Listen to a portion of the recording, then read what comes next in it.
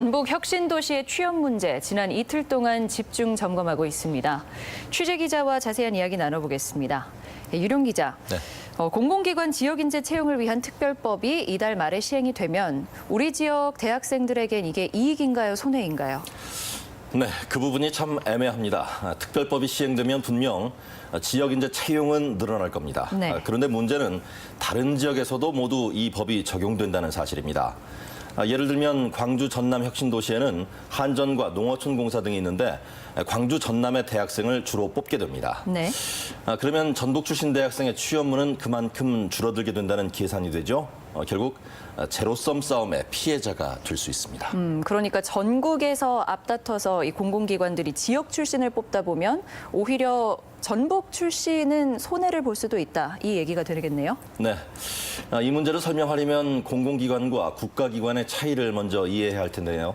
특별법상 의무 채용은 공사나 공단 같은 공공기관에만 해당됩니다. 그런데 전북에는 공공기관이 6군데에 불과합니다. 13개 기관이 이전했다고는 하지만 7군데가 농촌진흥청이나 지방행정연수원 같은 정부기구입니다. 네. 이들은 공무원 채용법을 따라야 하기 때문에 지역 할당에서 제외됩니다. 그리고 나머지 6개 공공기관의 규모도 문제인데요. 네. 국민연금이나 전기안전 등 6개 기관이 작년에 모두 100명 정도를 지역 출신으로 선발했습니다. 광주 전남의 400명의 3분의 1에도 미치지 못합니다. 다른 지역보다 너무 불리하다는 말이 나올 수밖에 없겠죠. 네. 그렇다면 여기에 대한 해결 방법은 없을까요? 네, 전라북도는 제2차 공공기관 이전을 기대할 수밖에 없다는 입장입니다. 혁신도시 시즌2는 문재인 정부의 공약이어서 가능성이 있다는 건데요. 농생명과 금융 관련 기관 이전에 공감대가 형성됐다고 보고 네. 축산물 안전관리 인증원, 식품안전정보원, 그리고 한국투자공사, 공정거래조정원 등을 노리고 있습니다. 하지만 여기도 인력을 대규모로 채용하는 기관은 아니어서 문제는 여전합니다. 네, 이런 불평등을 해소할 정치적 해결책도 필요해 보이는데요. 네, 그렇습니다.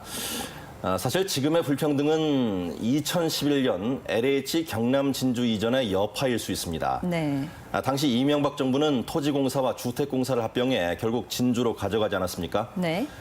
진주 혁신도시가 작년에 1,100명을 채용했는데 이 토지주택공사 합병, 일괄 이전 덕분으로 해석할 수가 있겠습니다.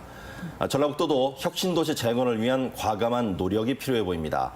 농협중앙회나 마사회 같은 대규모 농축산기관을 유치하는 것이 혁신도시를 본 궤도에 올려놓는 방안이 될 것으로 생각됩니다.